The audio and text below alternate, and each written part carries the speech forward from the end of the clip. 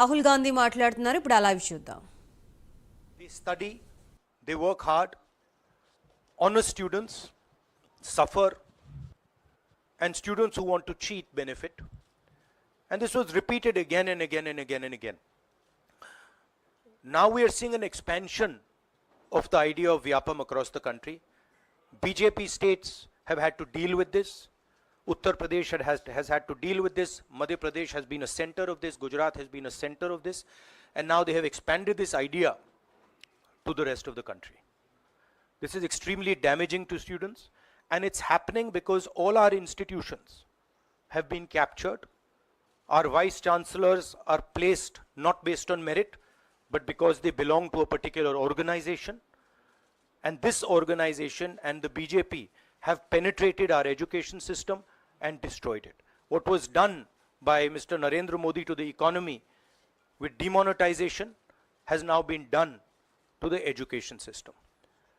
Youngsters, I want you to know that the reason this is happening and the reason you're suffering is because an independent, objective education system has been demolished, and it has been replaced by an education system that is captured by the BJP, captured by their parent organization.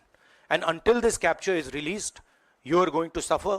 You're going to see cancellations of your exams. You're going to see paper leaks again and again and again. One paper has been cancelled. We don't know what is going to happen to NEET, but whatever happens, it should not be done in a arbitrary fashion. The rules that apply to one paper should apply to another paper. And it is very important that the people who are guilty here are brought to book and they are punished. Thank you.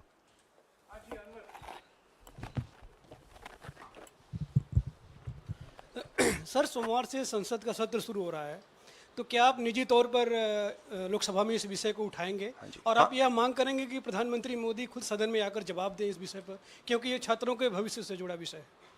हाँ, बिल्कुल simple question. हाँ, उठाएंगे, parliament House में उठाएंगे.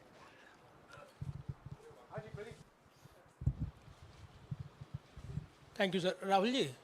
राहुल जी मैं इधर हूँ. सवाल ये है कि जो एजुकेशन सिस्टम इस वक्त है और जिस तरीके से जो पेपर लीक हुए, जिसका आरोप भी आपने लगाया और जो सामने भी आया है, रद्द भी हुआ है कल परीक्षा, लेकिन सबसे बड़ा सवाल ये है कि बदलाव क्या होने चाहिए, वो बदलाव जो इससे परीक्षा लीक रुके, वो क्या आपके पास फार्मूला? हमारे मैनिफेस्टो में हमने लिखा था. देखिए, 2-3 चीज़ें हैं. सबसे पहले जो शिक्षा का सिस्टम है उसको एक संगठन ने कैप्चर कर रखा है. अपने लोगों को हर पोस्ट पे यही डालते हैं. वाइस चांसलर्स की लिस्ट निकाल लीजिए, पता लग जाएगा. तो इसको रिवर्स करना होगा.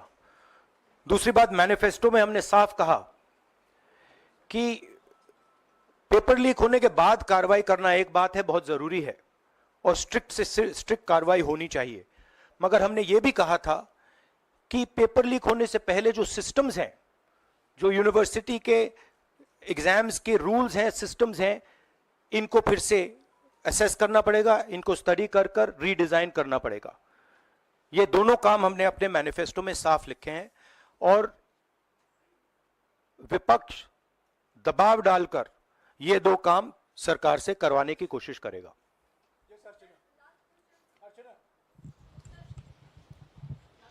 राहुल, जो